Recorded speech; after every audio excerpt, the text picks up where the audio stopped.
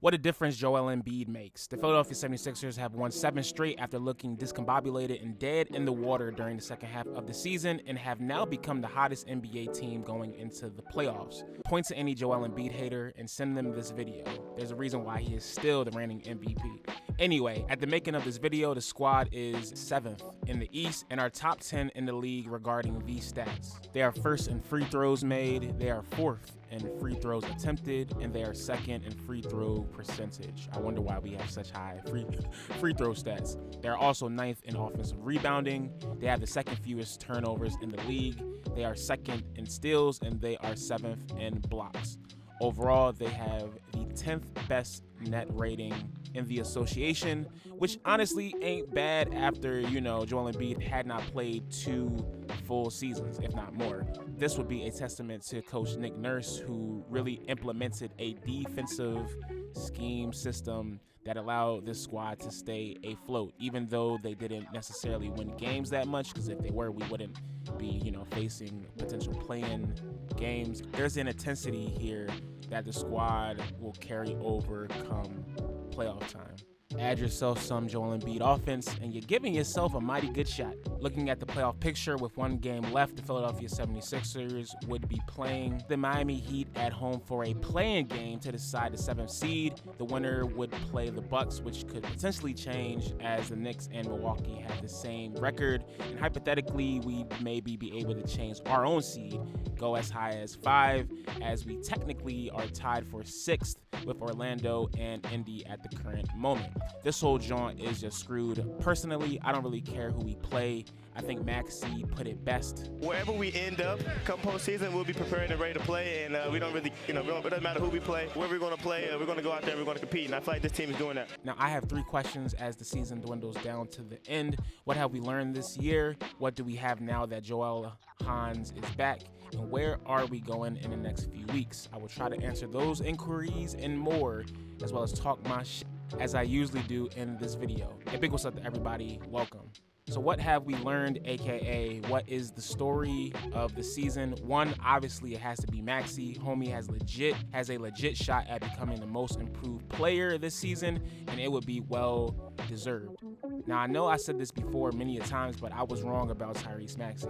I never thought he would be this good this quickly. Maybe I thought his trajectory would be more so on this par next year at the latest, or at the earliest. But if you really peep game, this man is really on franchise record list, dropping 50 points galore among the greats such as Allen Iverson, Embiid, of course, and even Wilt the Stilt. Real talk, yo. Bulls saved the franchise, and it's only going to get better next year and beyond. Pay that man. I'm looking forward to his specific playoff run.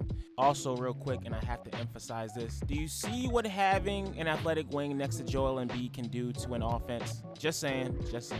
So what do we have at the present moment? Embiid, of course. Health on our side. Melton is back, which is a good jaunt because it definitely did not look good for a minute. We are still waiting for Robert Covington to slide back into the lineup.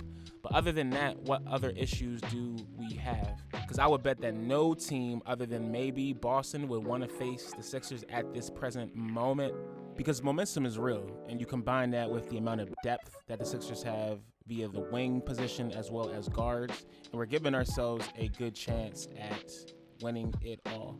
Despite the injuries, this is probably my favorite 76ers squad during the Embiid era. Of course we will always give it to the rookie Ben campaign, but I think if Joel Embiid is actually healthy the way we think he might be, he might really do some damage. With all that being said, if I'm being real, I would pump the brakes on thinking that we could or will make some miraculous run in the next, month or 2, because the Sixers are the Sixers. But when really looking at it, the Knicks are hurt. Giannis might be injured as well. So who does that even leave left? Just the Celtics? Every other team in the playoff race, other than the Miami Heat, of course, who are always lurking in the bushes, are young and inexperienced come playoff time.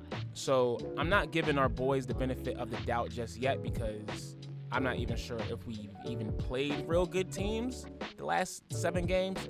But let's not act like the Celtics haven't shown glimpses of fraud behavior all season. So yes, the chip, Larry O.B., the Larry O'Brien Gold it is up for grabs, and your Philadelphia 76ers have a chance to do the impossible and make it to an Eastern Conference Finals for the first time in 20 plus years. So let me know in the comment section what you think about this hot streak. Who do you want to face in the playoffs? And give me your best takes for the season. Be on the lookout for a bunch of more content coming from the channel. Joel Embiid has got everyone hyped, including myself. So let's get to it. I'll talk to y'all next time. Peace.